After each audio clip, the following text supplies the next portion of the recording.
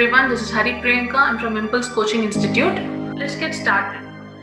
To start with, what is critical reasoning and what does it test? It actually tests your logical ability, your ability to, draw decisions, inferences, assumptions, anything from the given passage. So basically, how quick you are in coming to a conclusion is what it's all about. So let's get into the definition basis.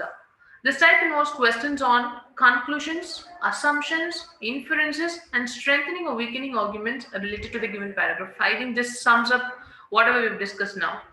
And they have also given the question types that includes critical reasoning. Okay, any fact, inference, and judgment, or probably, definitely type of questions, true or false type of questions, course of action, cause, effect, and syllogisms. What is syllogism? Syllogism is nothing but a part of the sentence is common in two sentences.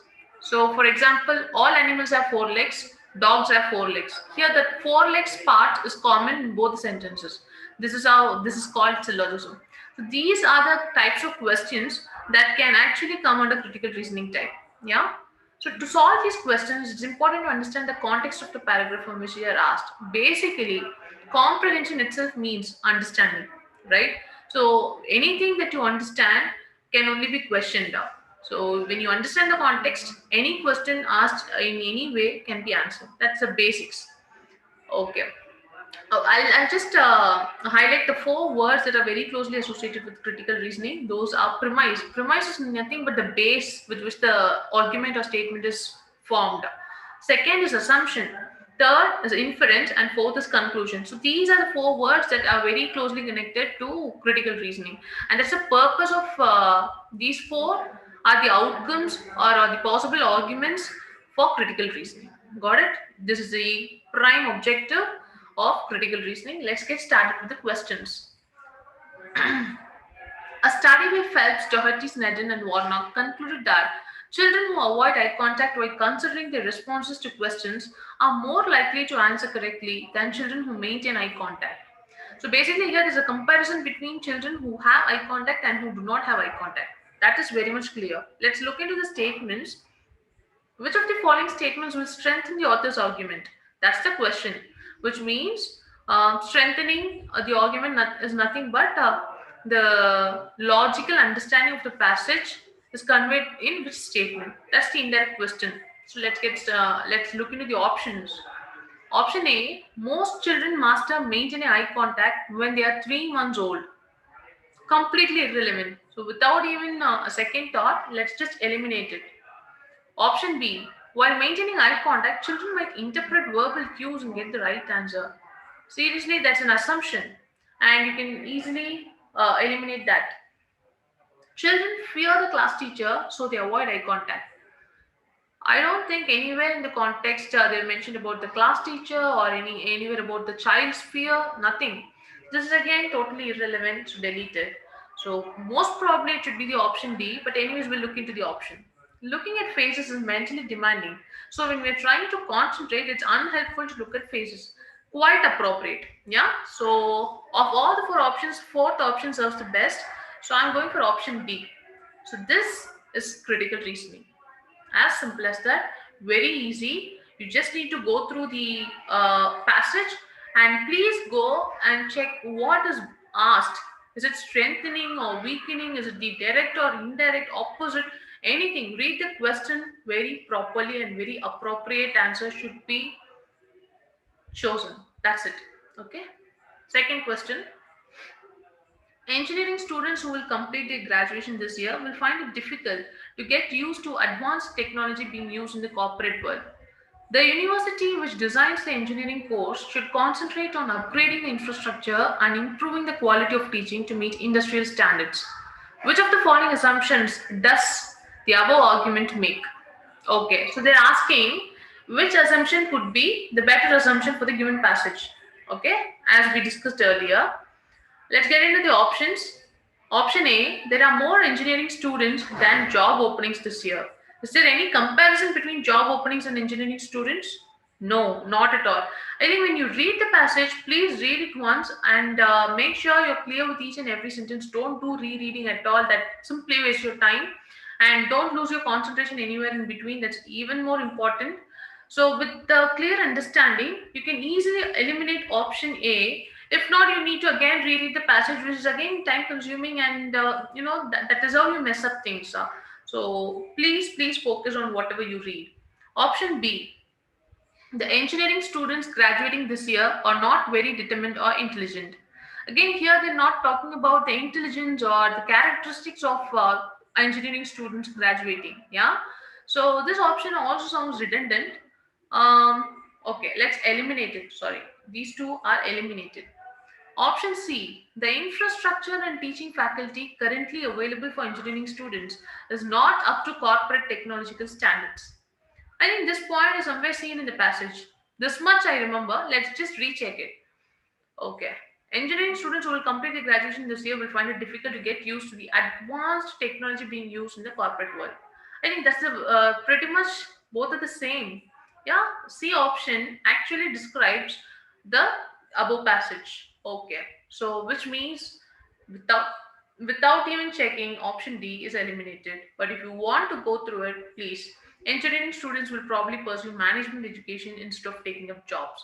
This is completely an irrelevant message and that's not discussed in the passage. Yeah. So option C is the right answer. Let's go on to the next question.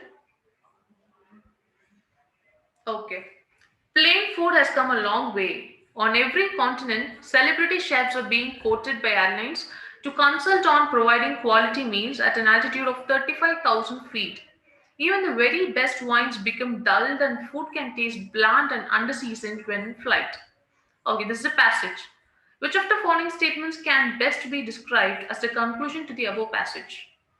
Okay, option A. People are choosier about the food they eat as compared to earlier.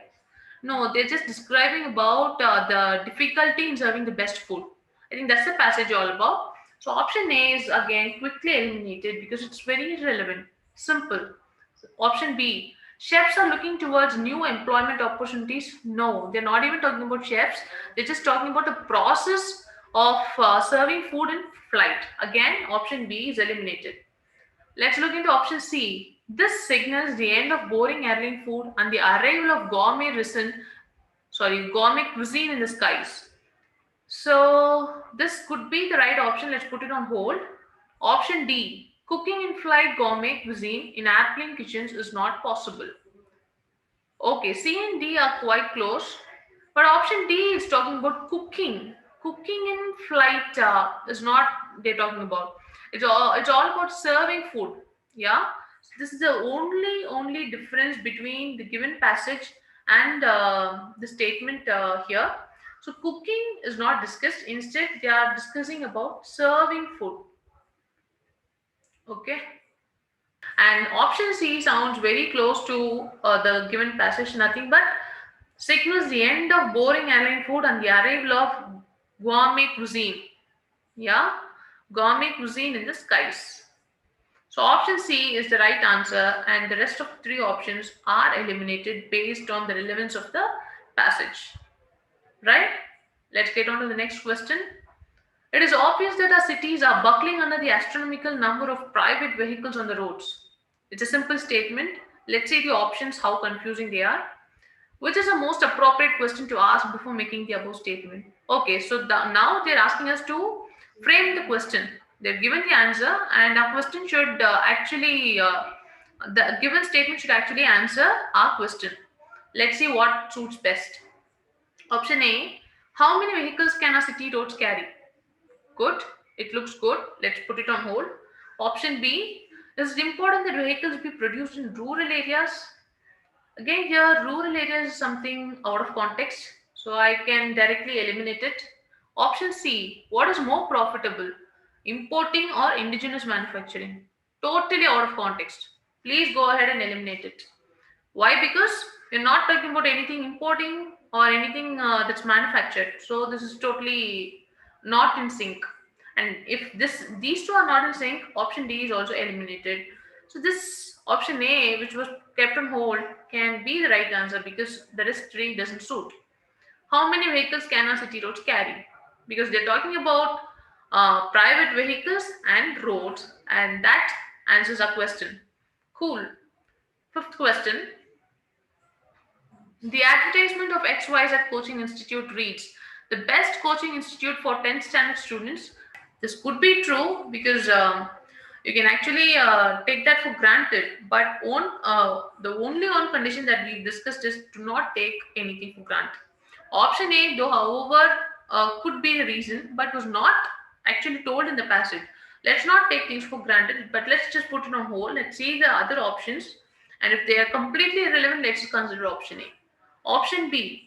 A student taking admission into XYZ coaching class can expect improvement in his understanding as well as in 10th standard scores, irrespective of his scores in previous years. I think based on that one line of advertisement, these people have given another statement that adds on to the advertisement. We are not looking for add-ons. We are looking for which assumption could be true. Yeah. So these are add-ons. A and B are completely add-ons. Let's see the option C. Other coaching institutes for standard 10 are below par compared to Institute XYZ. Okay, here other coaching institutes for standard 10 are below par compared to XYZ coaching institute. So this institute comes here. Okay, I think there's an alignment problem. Compared to XYZ coaching institute. Okay, other coaching institutes for standard 10 are below par compared to XYZ coaching institute. I think this sounds good. C option looks good because we are talking about 10th standard and we are talking about how good this institute is compared to the others. Yeah? Okay. Option D, XYZ Coaching Institute has a teaching methodology which takes care of the needs of every student irrespective of his academic background. Again, this is an add-on. A, B, and D are good enough to be true, but these three are not in the passage. They are just add-ons to the given advertisement. I think option C is good to go because it's just summing up, or it's just the inference from those two sentences is the option C. Other coaching institutes for standard 10 are below par compared to this institute. That is why it's good, and they've given the above reason. So option C is the perfect answer for this question. Let's get on to the next one. Delaying fatherhood may offer survival advantages, say Asian scientists who have found children with older fathers and grandfathers appear to be genetically programmed to live longer. Wow. Delaying fatherhood appears to be genetically programmed to live longer. Delaying fatherhood, okay, have found children with older fathers and grandfathers to live longer. Cool. The argument that late fatherhood is beneficial for future generations can be strengthened greatly by which of the following statements? Okay, any statement that strengthens is asked here. Let's see the options. Delayed fatherhood increases chances of miscarriages but also health benefits. Completely not in sync. Miscarriages, health benefits, nothing is discussed here. They are just talking about the genes. They're talking about how long delayed fatherhood can affect the child. Yeah. Option B, older fatherhood translates to stronger immune system and better tissue growth for the child. I think that's the exact point that they are trying to say. They're saying children with older fathers live longer. How will they live longer? Only with strong immune system and better tissue growth. So option B looks very good. Let's just put it on hold still. Option C, the health state of the offspring has not been analyzed. No, not in sync. D, scientists are trying to figure out the ideal fatherhood age for the child. Super wrong. So A, C, and D are completely irrelevant, and that leaves us behind option B, which is the right answer. So this is quite easy, right? So critical reasoning is very easy. Let's look into the next question. Interestingly, the current economic crisis faced by the US economy has similar parallels in history. Wow, this is a keyword. Yeah, you get the keyword, you associate with the options and see and just validate, you get the right answer. Which of the following statements can be inferred from the above passage? Option A, there are other countries in the world who are currently facing economic crisis. No, that's not That's not the point that is directly conveyed. Option B, the economic crisis faced by the US is not completely new. What do they mean by similar parallels in history? There's a trace that these things might have happened before. It's not might, had happened before. Yeah, that's something for sure. So option B looks good. Let's put it on hold. Option C, history provides dates and data that can be incorporated in textbooks. Completely wrong. Option D, democracy means doing as one pleases. We are not talking about democracy in any way. Option D is also wrong. Option A is probably wrong. So the right option would be option B, the economic crisis faced by the US is not completely new. This is a very simple message, but the options are only when you understand the statement, you can actually eliminate the sentences. When you don't, or when you have partly read and partly just lost concentration, you would have again reread the sentences, reread the options. For the simple question, you'll be wasting a lot of time. So just focus on the question that you're reading, right? Next, eighth question. The rise of inflammatory bowel diseases could be down to our shifting diets causing a boom in bad bacteria, according to researchers. The researchers said the high fat diet changed the way food was digested and encouraged harmful bacteria. Microbiologists said modifying gut bacteria might treat the disease. Okay. Which of the following statements best summarizes the proposed treatment for IBDs? Okay. Hmm. Option A, reduction in consumption of monosaturated milk fats can ease the pain. Did we anywhere see this word monosaturated milk fats or anything about, okay, anyways, there is a mentioning of high fat diet, but I don't think option A is anywhere related to that. Let's see the option B. A balanced diet comprising fiber and proteins is the best solution. Fiber is not discussed, proteins are not discussed. So definitely not B. Option C. Reshaping the microbial balance of the gut could solve the IBD problem. That's what they say. Microbiologists said modifying gut bacteria might treat the disease. It's a direct, actually, the words are just jumbled here in option C. Otherwise, the same thing that's conveyed in the passage. So I am going for option C, but let's read the option D as well. Strengthening the bowel muscles is the most effective solution. Bowel muscles, from where did it come to picture? Nowhere. Eliminate option D, eliminate option A. Definitely it's option C. Just before you choose, make sure you're very confident about it. That's it. So ninth question, two more to go, and then we have a separate video that comprises of all the CSAT questions that involved critical reasoning questions. Yeah. So let's get into ninth question. Citing the problems caused by youngsters during the recent London riots, a town in the United Kingdom has imposed a curfew on 16-year-olds. But mothers worry that rather than cut down on crimes, such a curfew would only lead to long-term antisocial behavior. Since the curfew in effect tags 16-year-olds as potential criminals. Okay. Teenagers are already feeling more isolated, ignored, and disliked by society since curfew was proposed. Okay. Which of the following statements will strengthen this argument? Option A. More 16-year-olds have been found committing crimes after the curfew. Actually, that's what they're saying, right? So after the curfew, the 16-year-olds are even more triggered and they are likely to commit more crimes, is what they're trying to say in the passage, and that's very clear. And option A conveys the same, but let's just look into the other options. Less 16-year-olds have been found committing crimes after the curfew. No, we're not talking about anything less. Okay, it's just been increased. That's the passage all about. So B is definitely not the answer. Less than 16-year-olds have been found committing crimes after the curfew. Again, less than 16-year-olds, no, they're talking about only the 16-year-olds. More than 16-year-olds have been see option A and D. Option A talks about the number of people, more 16-year-olds have been found. Here option D says more than 16-year-olds are, which means 16 plus aged people. So this is the smallest difference, but if you miss out this difference, you're going to end up with a wrong option also. So please make sure you're reading each and every word in the sentence. More than 16-year-olds have been found committing crimes after the curfew. Definitely not. They're talking about only 16-year-olds, and they're talking about how it has been increased after the curfew.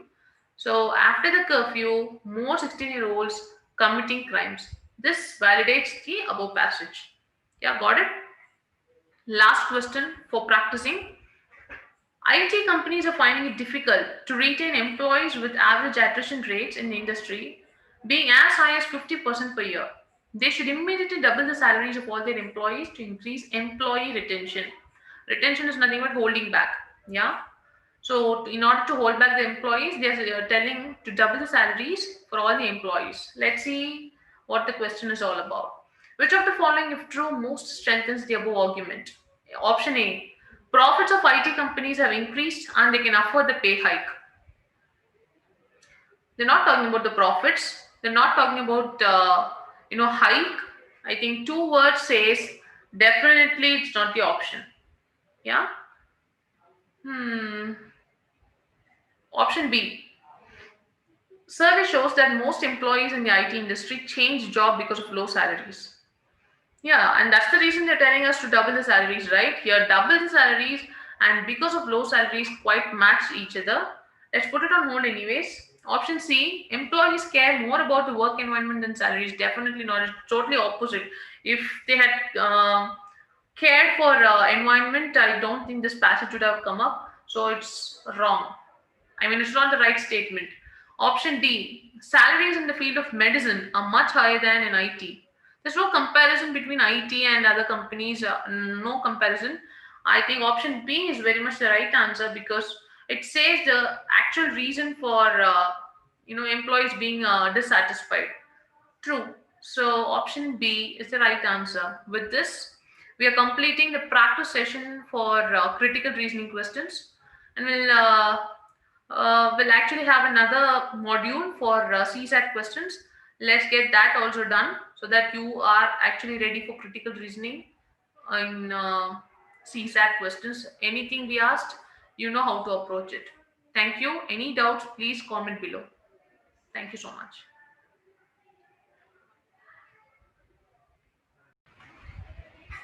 Hello everyone, this is Hari Priyanka. I'm from Impulse Coaching Institute.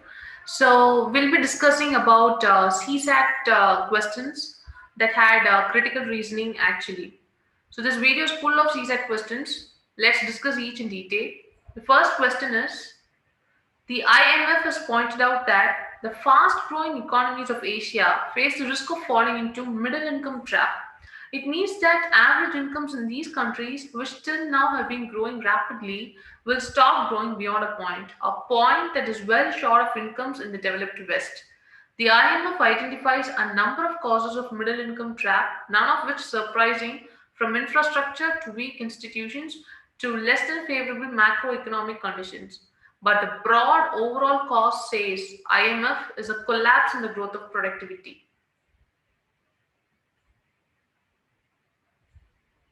Okay. Which among the following is the most logical, rational, and critical inference that can be made from the above passage? Option A: once a country reaches middle income stage, it runs the risk of falling productivity, which leads to stagnant incomes. Okay. Option B: falling into middle income trap is a general characteristic of fast growing economies.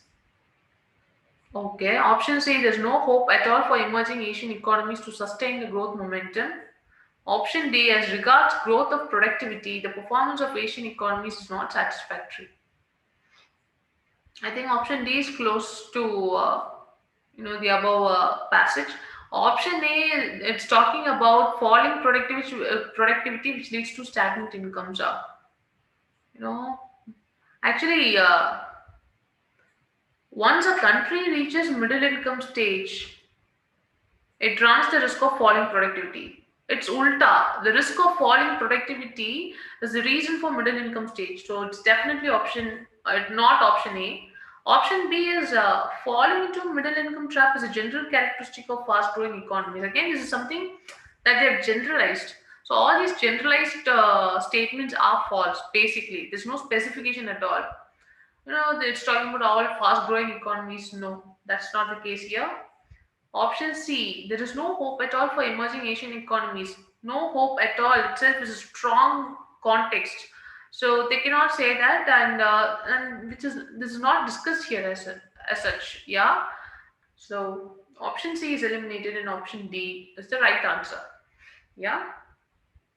So this is how questions had to be validated with the passage, and please choose the right one because everything looks alike at some point of time.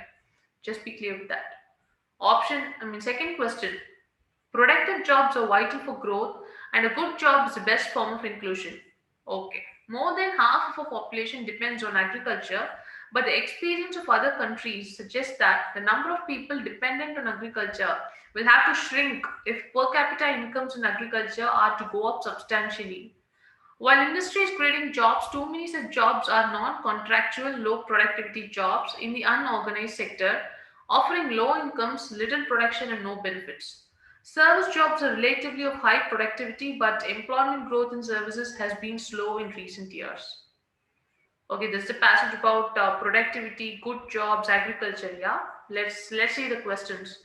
Which among the following is the most logical and rational inference that can be made from the above passage? Option A. We must create conditions for the faster growth of highly productive service jobs to ensure employment growth and inclusion. Hmm, we must create conditions for the faster growth of highly productive service jobs to ensure employment growth and inclusion. Are we talking about employment growth and inclusion? Kind of, but let's put it on hold. Option B.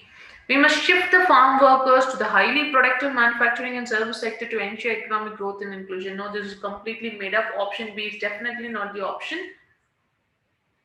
Option C. We must create conditions for the faster growth of productive jobs outside of agriculture, even while improving the productivity of agriculture. This is very much the exact meaning of the passage. Yeah, they just tell us to do some other productive jobs and just not rely on agriculture.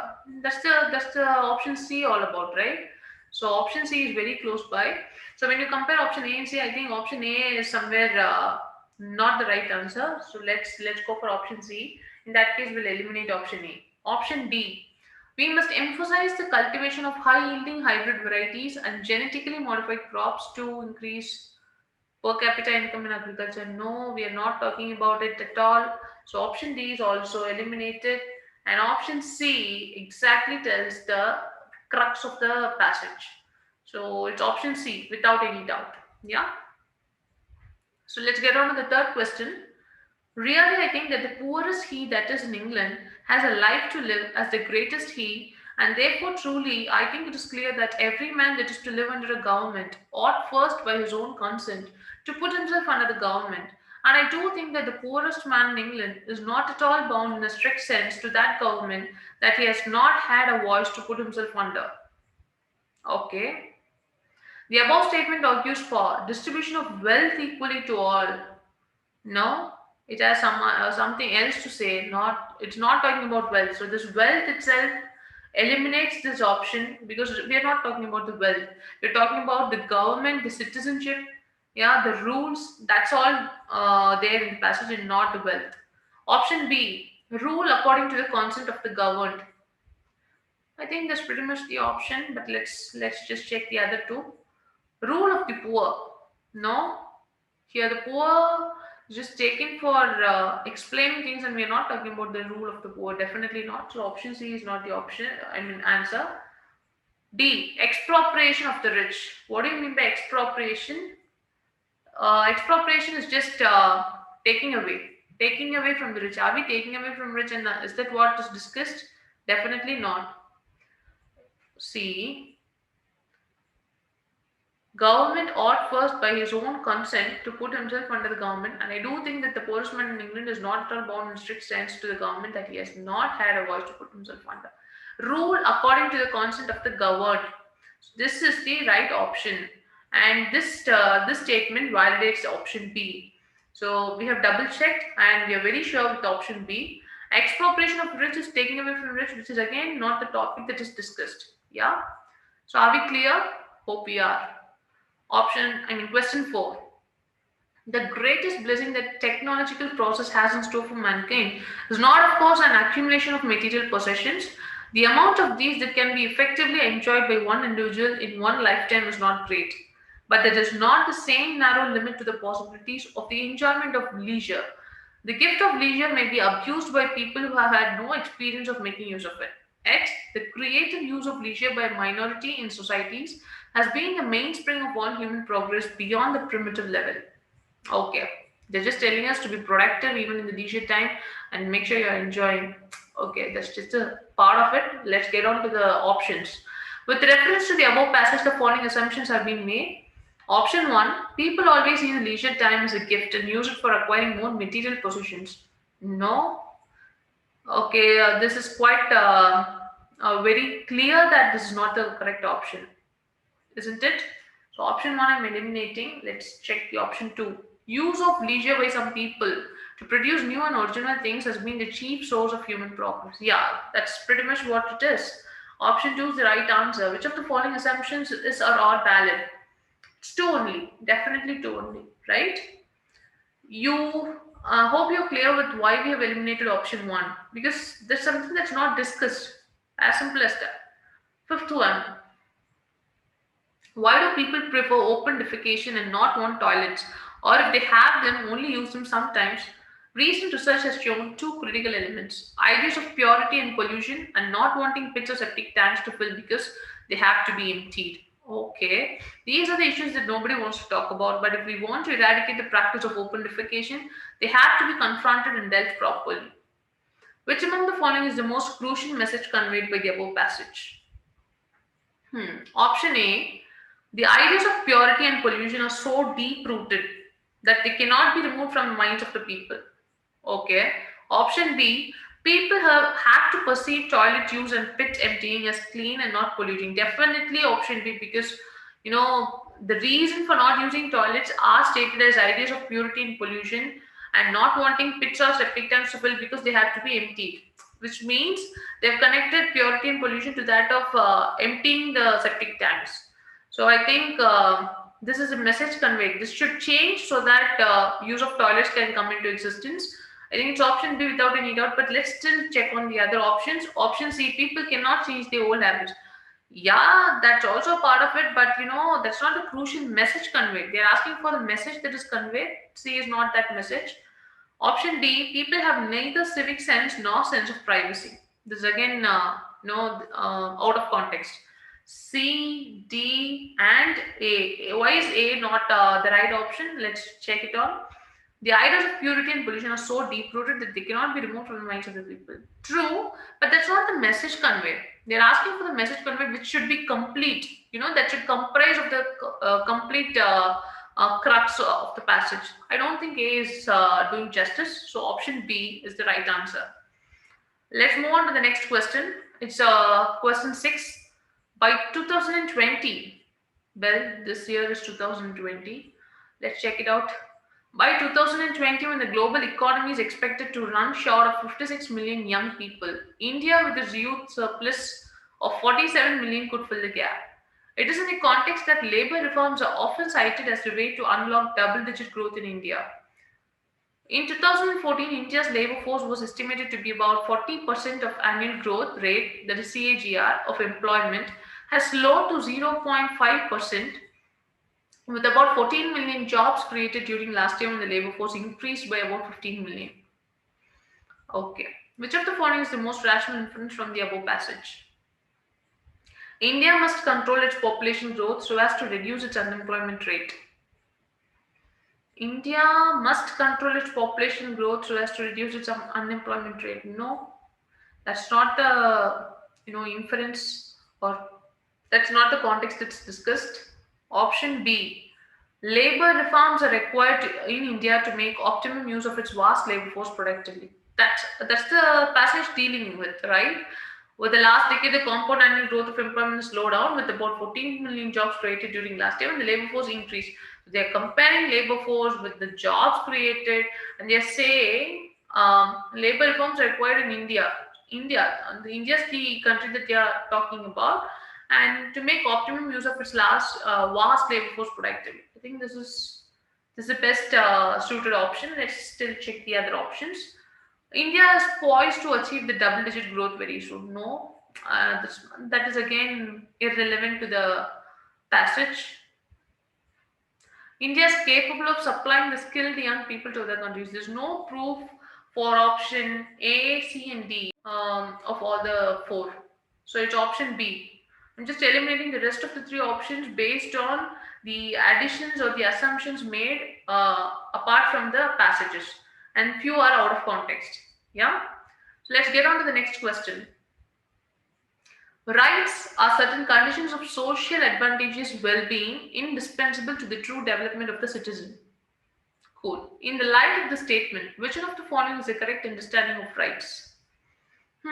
Option A, rights aim at individuals' good only. Option B, rights aim at social good only. Option C, rights aim at both individual and social good. Option D, rights aim at individual good devoid of social well-being. This is pretty much easy. They say rights are certain conditions of social advantages, which means social well-being. Well, advantages well-being indispensable to the true development of the citizen, which is again individual well-being. So any option that states both individual and social good is the right option. Yeah, we needn't go for eliminating the irrelevant, whereas choosing the right one is easier here. Just go for go with the easiest method. There's no hard and fast rule about it. You just need to be smart, grasping the context, and just use any ideology in finding the answer. Yeah, that's it. Eighth question. Consider the following statement. We shall go either for picnic or for trekking. Okay. Which of the following, if true, would falsify this claim? Here, one thing that you need to look into is the question asked is not inference or assumption or the best conclusion. Instead, they've asked the opposite. Falsify this claim. This is where everybody should be careful. You can't take things for granted. You can't assume the question to always be positive. Yeah. So this is what I'm talking about. You need to be careful with each and every word. So let's see what falsify this claim. Option A, we go for a picnic but not for a trekking. Part of the sentence is true. Option B, activities such as picnic and trekking are encouraged by the health authorities. Again, this is irrelevant. So option B is immediately eliminated. Option C, we go for trekking and not for picnic. Again, a part of the sentence is true. Option D, we do not go either for picnic or for trekking. So we shall go either for a picnic or trekking is totally opposite of we do not go either for picnic or trekking, and thus it falsifies his claim. So option D is the right answer, and it took less than a minute to get into the or to arrive at the right answer. Yeah, it is as easy as this question also, and sometimes it takes time. Let's have a look at all possible varieties that has been asked in CSAT. Yeah, question 9.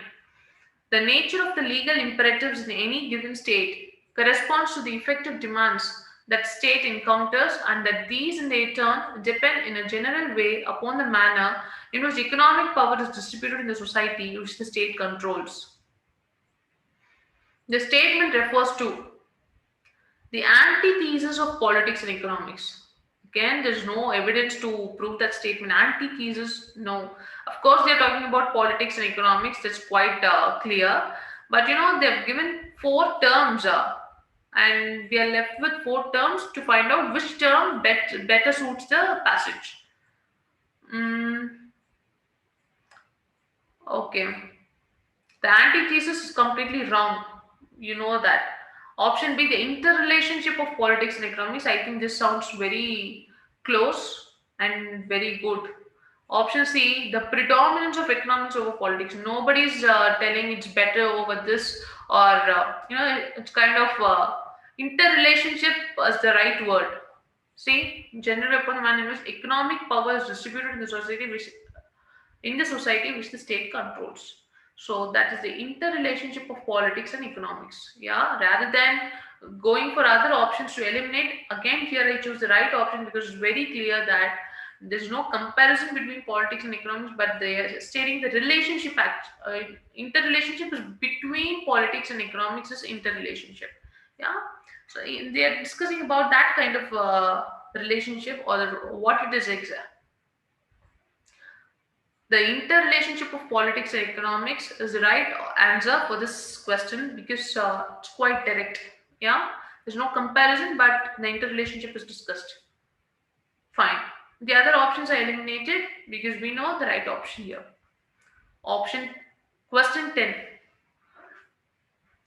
The conceptual difficulties in national income comparisons between underdeveloped and industrialized countries are particularly serious because a part of the national output in various underdeveloped countries is produced without passing through the commercial channels. Hmm. In the above statement, the author implies that option A, the entire national output produced and consumed in industrialized countries passes through commercial channels. No. Okay, option B, the existence of a non-commercialized sector in different underdeveloped countries renders the national income comparisons over countries difficult.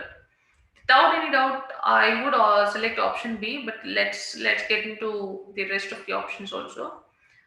Option C, no part of national output should be produced and consumed without passing through commercial channels. No, this is completely wrong according to the given passage. Option D, a part of the national output being produced and consumed without passing through commercial channels is a sign of underdevelopment. No, not at all. This is also a wrong statement because both are not in sync with the passage. The entire national output produced and consumed in industrialized countries passes through commercial channels. No, because they're talking about the entire national output. Is again generalizing the entire stuff. No, whereas option B, yeah, the existence of a non-commercialized sector in different underdeveloped countries renders the national income comparisons over countries difficult. So it's definitely option B. Yeah, how would I validate this? National income comparisons between underdeveloped and industrialized countries are particularly serious because a part of the national output here it's entire. Got it? In various underdeveloped countries is produced without passing through the commercial channels. Yeah, so it's a non-commercialized sector. That's it. I'm just revalidating so that you get a clear picture. With this, we are ending critical reasoning bunch of questions. I think we have practiced enough and we have also solved the previous year papers. So with this, by now everyone must be clear with critical reasoning and implicit statements. And with all the knowledge put together, we'll be approaching reading comprehension in the further videos. So that again has two volumes. Volume 1 deals with practice sessions and volume 2 deals with CSAT papers asked questions.